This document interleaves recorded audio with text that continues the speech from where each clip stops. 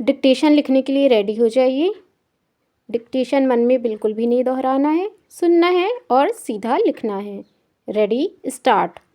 समावेशी समाज एक ऐसे समाज को कहते हैं जहां सभी सदस्यों की सक्रिय, न्याय संगत और सम्मानजनक भागीदारी हो। यहाँ तक कि ऐसे समाज में प्रत्येक व्यक्ति को उसकी जाति, लिंग, भाषा, धर्म का भेदभाव किए बिना समान महत्व दिया जाता है और उनका सम्मान किया जाता है। भारतीय संविधान की प्रस्तावना में भी सभी की समान सहभागिता की बात की गई है, लेकिन सवाल है कि क्या इन संवैधानिक मूल्यों को प्रत्येक नागरिक अपनी चेतना का हिस्सा बना पाया है?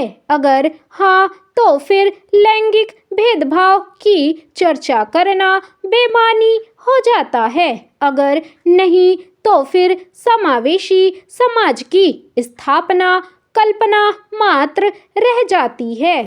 स्त्रीवादी विचारक इस बात से इनकार करते हैं कि महिलाओं और पुरुषों में असमानता प्राकृतिक और अपरिहार्य है। उनका यह भी मानना है कि पुरुष सत्तात्मक प्रणाली महिलाओं की स्वतंत्रता की कीमत पर पुरुषों की सभी श्रेणियों को स्वतंत्रता प्रदान करती है। इसलिए वे ज्ञान की उस व्यवस्था को भी चुनौती देते हैं जिसे पुरुष वर्चस्व वाले समाज ने उत्पन्न किया है, क्योंकि पुरुष सत्ता से जुड़ा हुआ ज्ञान महिलाओं को ज्ञान देने वाले के रूप में स्वीकार करने से हिचकता है। इसलिए आज के विकसित और स्वतंत्र आधुनिक समाज में भी लैंगिक संवेदनशीलता पर चर्चा करना महत्वपूर्ण हो गया है। लैंगिक संवेदनशीलता सीखने की प्रक्रिया का एक अभिन्न अंग है। इससे स्त्री पुरुष समानता और महिलाओं की गरिमा को सभी नागरिकों, खासकर पुरुषों की चेतना और व्यवहार में शामिल करने का प्रयास किया जाता है। लैंगिक संवेदनशीलता की शिक्षा परिवार से शुरू होनी चाहिए, जहां लड़के और लड़की के बीच भेदभाव एक सांस्कृतिक और समाजीकरण की प्रक्रिया के रूप में उपस्थित रहती है। वहां से चलती हुई यह पड़ोस, विद्यालय और पूरे समाज में विस्तार ले लेती है। मीडिया और सिनेमा में स्त्री एक वस्तु बन गई है। उसकी बुद्धि और रचनात्मकता को कम आंका जाता है।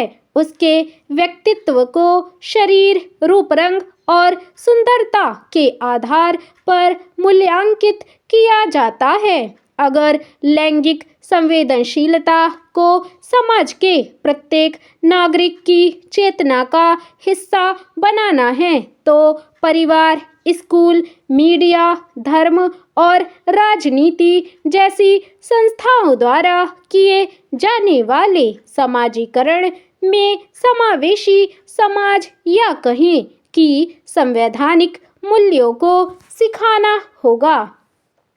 सिमोन दा बुआ कहती हैं कि पुरुष को मनुष्य के रूप में और स्त्री को स्त्री के रूप में परिभाषित किया जाता है, क्योंकि जब भी स्त्री मनुष्य की तरह व्यवहार करती है तो उस पर पुरुष की नकल करने का आरोप लगाया जाता है।